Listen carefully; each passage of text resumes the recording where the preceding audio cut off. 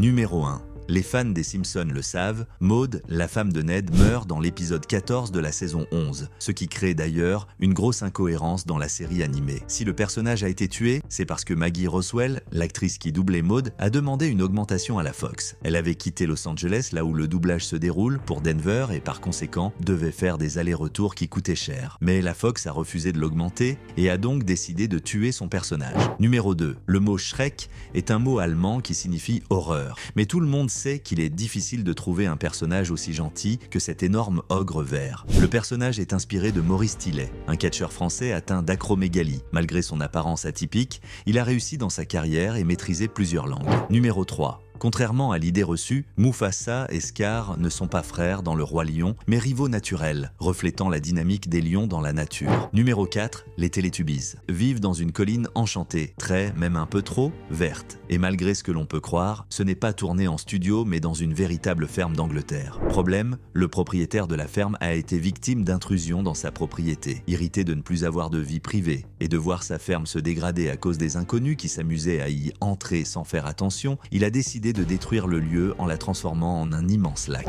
Numéro 5. Bob l'éponge, que je ne vous présente plus, a connu la censure. 2 épisodes ont été supprimés des plateformes. Tout d'abord, l'épisode Un escargot pur sang, où l'on voit Mr. Krabs, en pleine crise de la quarantaine, aller en douce dans les dortoirs d'étudiantes américaines pour voler leurs sous-vêtements. Le second, Quarantine Crab, montre les personnages en quarantaine au crabe croustillant à cause d'un mystérieux virus. Et à cause de la pandémie de Covid-19, les plateformes ont décidé de le censurer pour qu'il n'ait pas des répercussions psychologiques sur les spectateurs. Numéro 6. Initialement, les créateurs voulaient que Blanche-Neige soit blonde, mais au final, ils ont décidé que les cheveux de la jeune femme étaient noirs. Les nains ont également failli avoir des noms plus descriptifs comme petit, sauteur, chauve, vieux, méchant, braillard. Et pour le dernier, ils n'avaient plus d'imagination et pensaient l'appeler 7e. Numéro 7. Ici, c'est aussi un classique. Ed et Eddie, l'histoire de 3 adolescents. Un détail vous a sûrement échappé plus jeune, mais une fois adulte, ça change la donne. Eddie a en sa possession des magazines qui sont importants pour lui et qu'il cache à ses parents. Si ce n'est jamais dit clairement, il s'agit en réalité de magazines pornographiques, montrés subjectivement dans un dessin animé pour enfants. Numéro 8. Tout le monde se souvient de ces statues monstrueuses qui décorent le château de la Bête. Ces sculptures sont particulièrement mystérieuses au début du film quand Belle, effrayée, parcourt le château. En réalité, ces statues mystérieuses du château sont des croquis abandonnés du design de la Bête, conservés pour l'ambiance. Numéro 9. Dans Aladdin, lors de sa chanson, le djinn mentionne prendre la commande d'Aladin. Pour correspondre au mieux à l'ambiance orientale du dessin animé, les animateurs ont pensé à chaque détail et ont même ajouté une inscription en persan